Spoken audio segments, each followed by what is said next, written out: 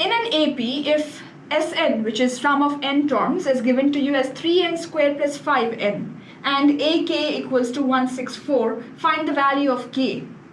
So ak, as in there is certain kth term, which is 164 for this sequence. They have given you one information, that is the sum of n terms equal to 3n squared plus 5n. So if sum is represented like this, how to begin?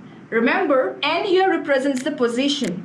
So if I plug in the value of n as 1, I get the sum of first term. Sum of first term, if you are summing up only one term, then the term itself is the sum. Yeah. So I plug in the value of n as 1. When I do so, 1 square is 1 plus 3 plus 5 times 1, which gives me 5 plus 3, 8. So 8 is the sum of first term, or sum of first term actually means the first term itself. So I got my first value. I got the value of a as 8.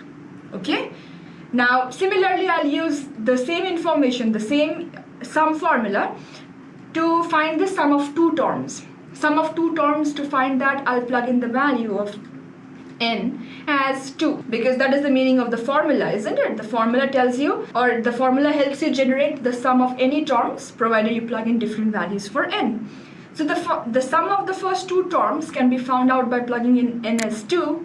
When you do so, you get 2 squared is 4 times 3 is 12. 5 times 2 is 10. 10 plus 12 is 22. So sum of two terms is 22. Now here I have the sum of two terms. I know my first term is 8. So sum of two terms is 22, which means I can write down that if the sum of two terms is 22, it clearly means my first term plus second term has to be 22. Okay?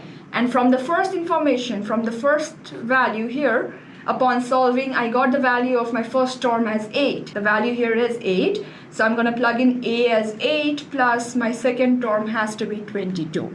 So to find the second term, I can simply subtract 8 from 22, which definitely gives me 14. So my second term has to be 22 minus 8, which is 14. Why did I find the second term? Because I have the first term, I have the second term. What it gives me is now the common difference. So second term minus first term always gives me the common difference, which is 14 is my second term. I got my first term as 8.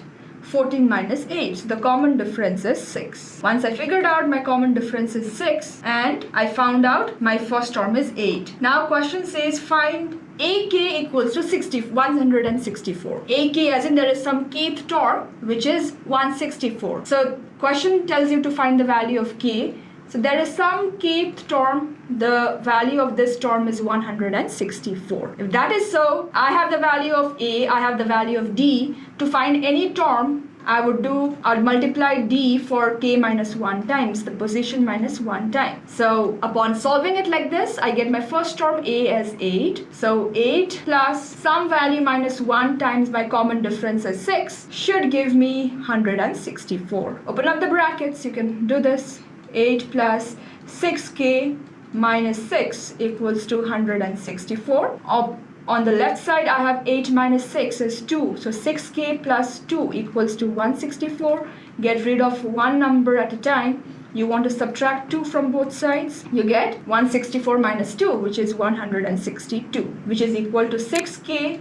So k should be, you divide both sides by 6. 6 into 2 is 12. 6 into 7 is 42. So k equals to 27, which means the 27th term of this sequence will definitely be 164. That is the meaning of this, solving this question. This is how we find the position of any term, provided we know the value of the term. Also, if I don't know the overall AP, by given some general rule, the general rule could be for any term or it could be for the sum of terms. Just by using the general rule, I can actually generate the AP.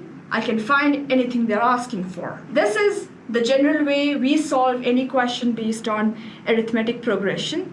If there has been any doubtful question and you have a problem with any particular question, you can leave your questions, and I hope this topic actually made more sense now.